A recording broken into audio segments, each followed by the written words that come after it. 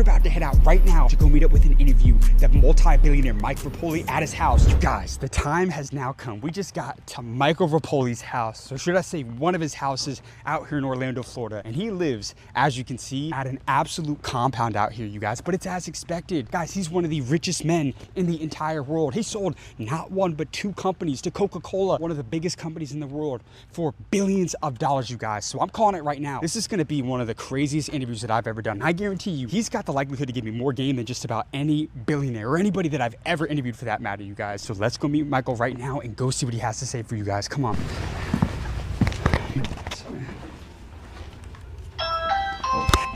Michael, James? What's going on, my friend? How you doing? Hey, come here. It's great to meet you. Thank you for having us out. Yeah, I appreciate it. First of all, you got a nice compound out here, man. This place is incredible. Yeah, this is my guest home. We were letting them know, right? Some billionaires make their fortune off of oil or tech, but you built $2 billion companies out of drinks that most people have had in their fridge at one point or another. Yeah, I did it the consumer packaged goods way. Smart water and vitamin water from 98 to 2007. Sold that to Coke for $4 billion. And then in 2011, started another sports drink called Body Armor. Competed against Gatorade. And we sold that in 2021 for $8 billion. Combined two companies to Coke for $8 billion. Did you think growing up all this was possible? You know, I always said think big, dream bigger. If you're hitting your dreams, you're not dreaming big enough. My dreams are bigger now than they were when I was 15. Now, I got one rule for today's interview. There's no holding back. You give them the secrets and the blueprint on what it takes to become a billionaire in today's world. Can we make that happen? Can they handle it? We're gonna have to find out. Let's fucking go then. What's more important, product or distribution? Always the product. The product, the consumer.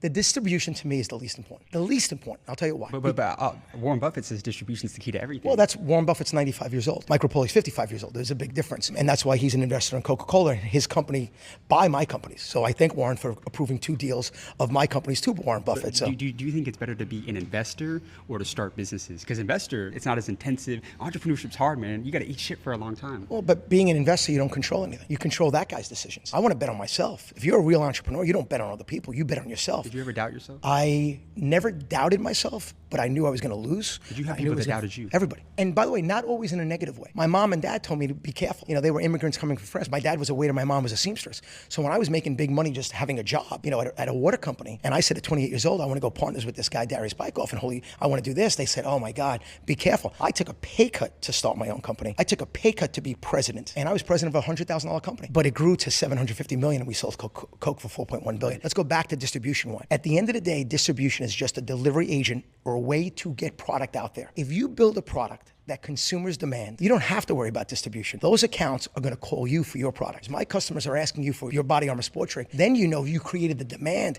and they come to you. Let me ask you this. Did you come from a lot of money? Yeah, my parents were worth about $5,000. I lived in a 2-bedroom apartment with 6 people. I slept in the same room with my brother for 28 years, who became a New York City cop, which you couldn't pay me $20 million a year to do that. My mom and dad were in the next room, and my grandmother and my aunt slept in a pull-out couch, and we had 1 bathroom and a beautiful shower curtain, and that was it. So you didn't come from money. How did you get the money to start your business? At the end of the day, when you're only a $100,000 company, you're looking at $10,000. I took money from friends, family. My partner had money. We put it all together, and at the end of the day, we didn't try to grow quick. That's the other thing. We did $100,000 the first year. Second year, we did $500,000 at Vitamin. Then we did $1 million. Then we did $3 million. Then we did $9 million. Then $32 million. Then $50 million, all the way to $750 million. Body Armor was the same thing. It went from $1 million to $1 billion and sold for $8 billion. So it's starting slow. If you want to build $1 billion company, you have to build a $100 company first, then a $1,000 company, then a $100,000 company, then $1 million company, then a $10 million company. So it's not going to happen overnight. And that's the biggest thing. Everybody says, oh, I want to be an entrepreneur. I want to be successful. I want to be rich. But I spend more time talking people out of being an entrepreneur. Because this is what I say. First 5 years for an entrepreneur, I call the survival years.